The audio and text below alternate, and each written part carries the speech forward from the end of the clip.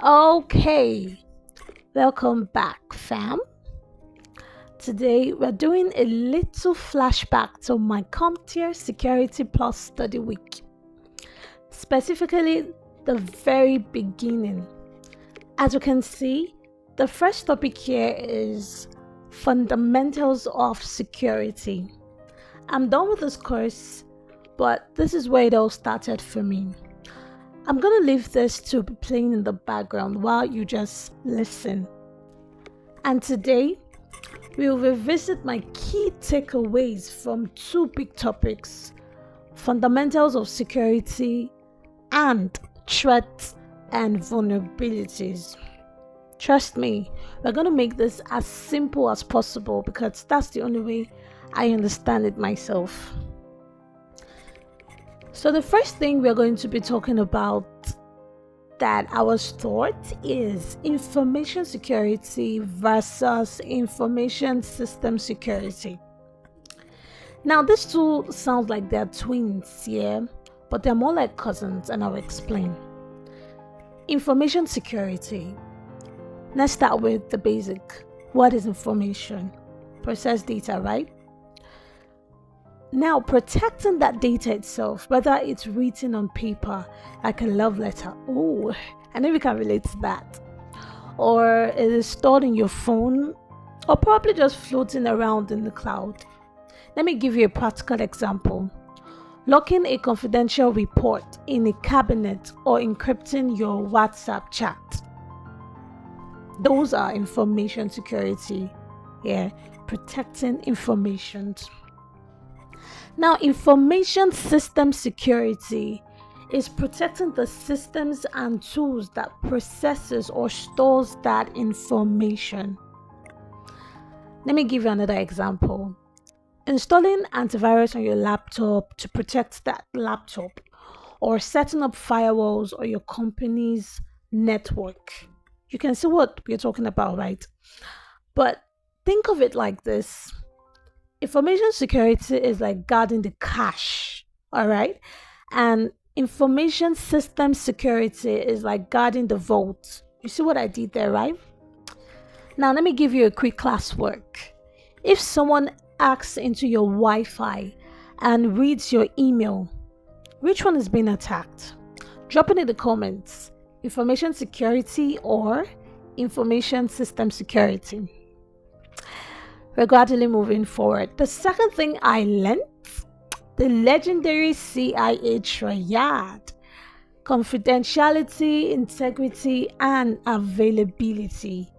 But in the SYO 701 version, the one I'm currently taking, or the one I've taken, they pulled a plot twist and gave us two extra friends: non-repudiation and authentication. And let's break each one down with simple examples. Confidentiality. C. Think private. Only the right people can see the data.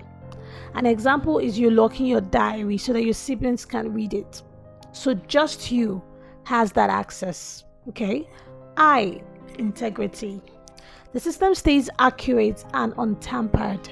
A good example is no one can edit your Instagram caption to say something embarrassing. Cool, right?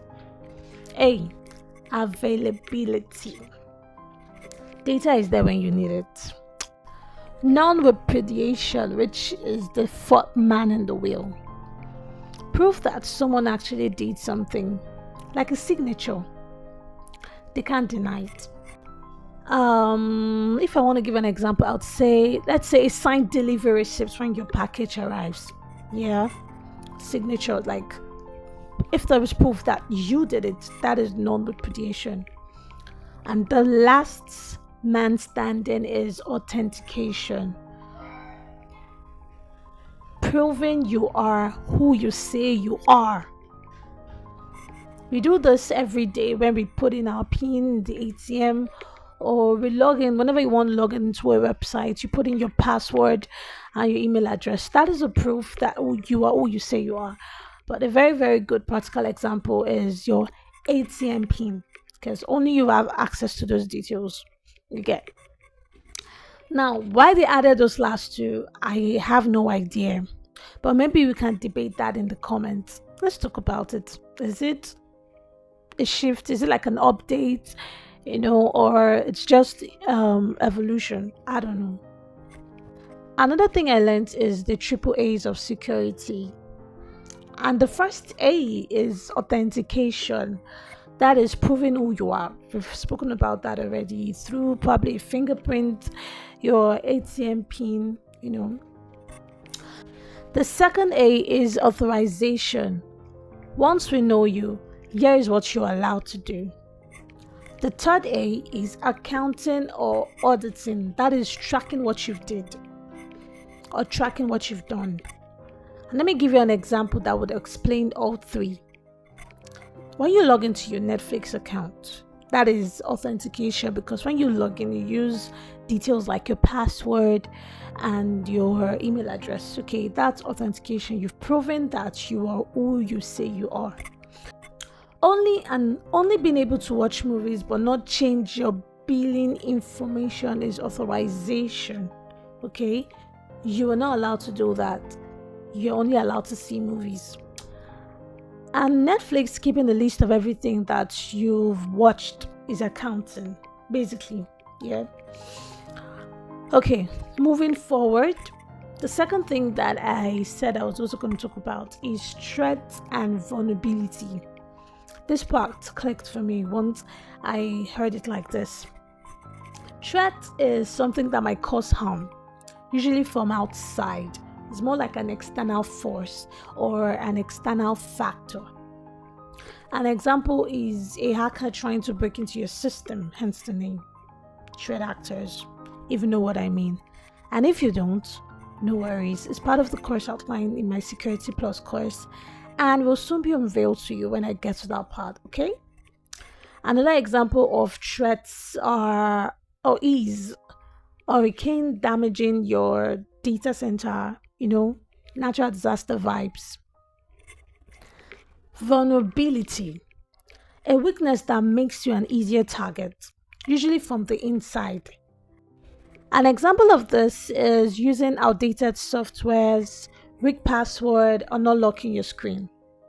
And the difference in one sentence is, let's put it this way, a threat is the danger. Vulnerability is the open door that danger can walk through. Is there a solution? Yeah. That is where risk management comes in. Basically, you find the risks and you figure out how bad they are and you do something about them.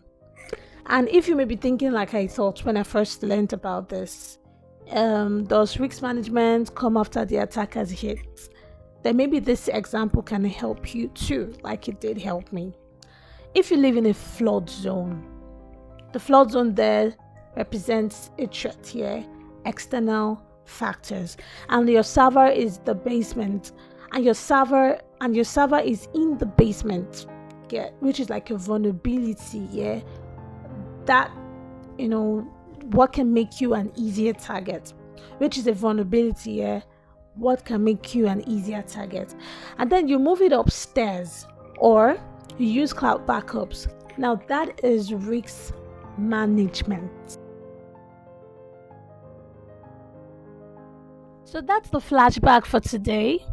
We talked about the fundamentals of security, the CIA and a Pentagon, the triple A's of security, threats, vulnerabilities, all in simple terms.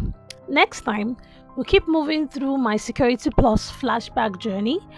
But for now, let me know in the comments which of these concepts confused you the most when you first learned them.